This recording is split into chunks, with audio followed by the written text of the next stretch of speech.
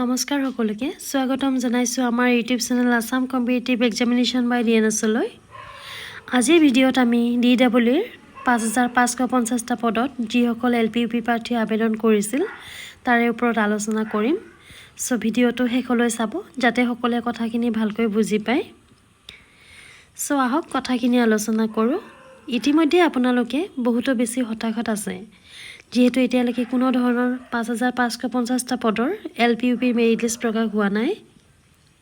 কিন্তু আমি কম যে বেছি চিন্তিত নহ'ব, যদিও মেৰিট লিষ্ট ইমান দিনে দিয়া নাই সেইটো চাব গ'লে এলপিইউপি প্ৰাৰ্থীসকলৰ বাবে ভাল হৈছে, কিয়নো হ'ব লগা যি 5550টা পদৰ নিযুক্তি ডিডব্লিউৰ এতিয়া বহুতো কম নম্বৰ থকা প্ৰাৰ্থীও সুযোগ লাভ কৰিব। যিহেতু আপোনালোকে গম পাইছে অহা 2 ছেপ্টেম্বৰ তাৰিখত এছএছএ আৰু ষ্টেট পুল কণ্ট্ৰেকচুৱেল কৰ্মৰত শিক্ষকসকলক পুনৰ চাকৰি নিয়মীয়াকৰণৰ বাবে নিযুক্তি দিব প্ৰায় 23,956 জন শিক্ষকক।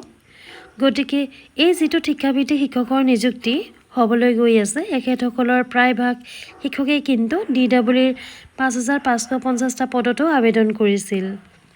যিহেতু তেওঁলোকৰ চাকৰি নিয়মীয়াকৰণ হ'ব গতিকে এওঁলোকে কিন্তু আকৌ ডিডব্লিউত ভেৰিফিকেশ্যন কৰিবলৈ নাযাব, ফলত কাট অফ মাৰ্ক কম যোৱাৰ পূৰ্ণ সম্ভাৱনা আছে।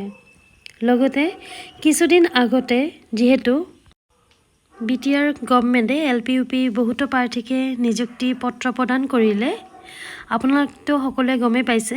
গতিকে সেইফালৰ পৰাও কিছুসংখ্যক প্ৰাৰ্থী কমি যাব, কাৰণ তেওঁলোকে কিন্তু আৰু ভেৰিফিকেশ্যন প্ৰক্ৰিয়াত নাযাব, ফলত তেওঁলোকৰ যি কেণ্ডিডেচাৰ সেইটো কেঞ্চেল হৈ যাব।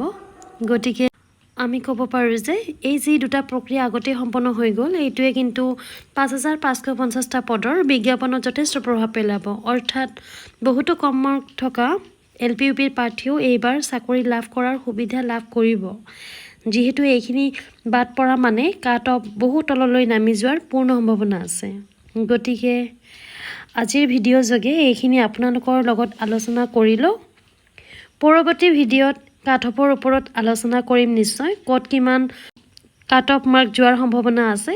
So stay tuned with our channel for upcoming videos and thanks for watching.